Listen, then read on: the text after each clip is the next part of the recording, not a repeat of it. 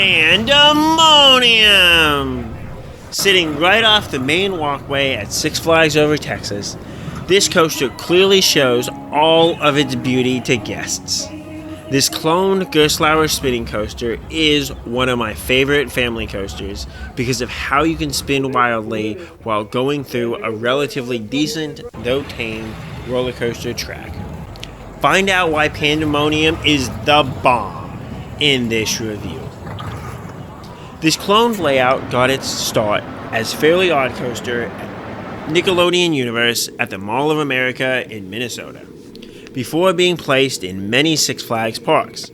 Originally, the theming was for Tony Hawk's Big Spin, making this a skateboard coaster. When Six Flags got rid of the licensing agreement with Tony Hawk in 2011, they switched most of these clones to have the name Pandemonium, which is fitting enough since you can really have some wild rides on these coasters.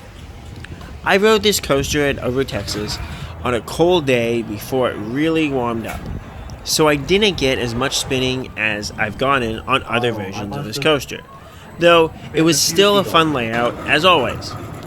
The queue line for this ride offers incredible views of the coaster, which isn't always the case with these clones.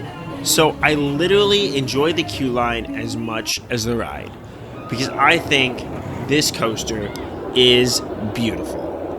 Over Texas also has a single rider line for this ride.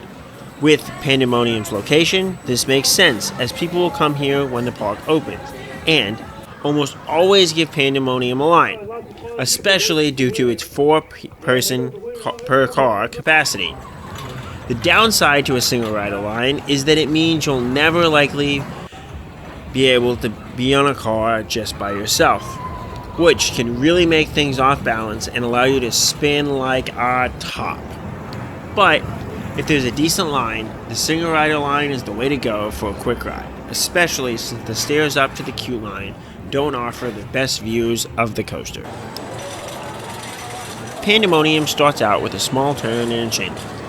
I prefer to ride in the seats facing backwards so that I'm looking down the chain lift, as I just find this more exciting.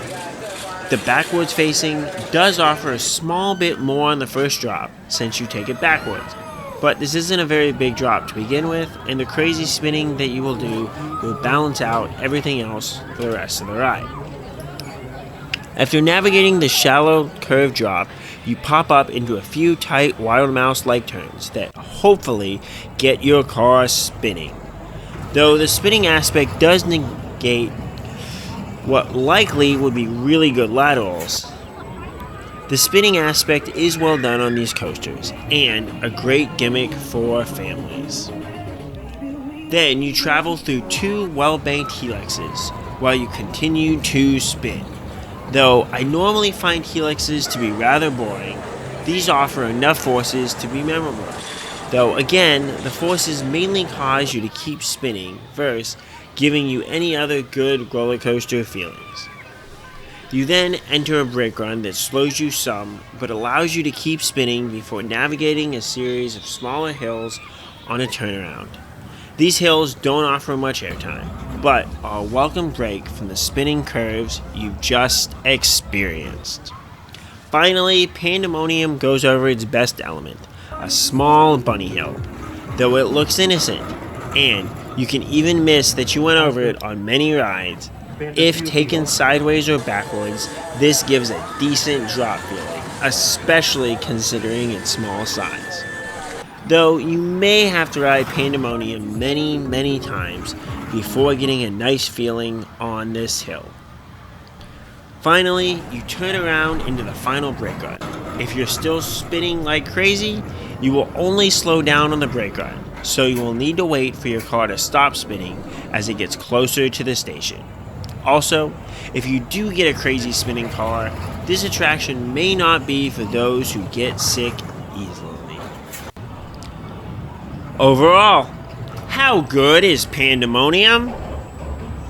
I really like this coaster, and depending on a few factors, can place it all over my coaster rankings.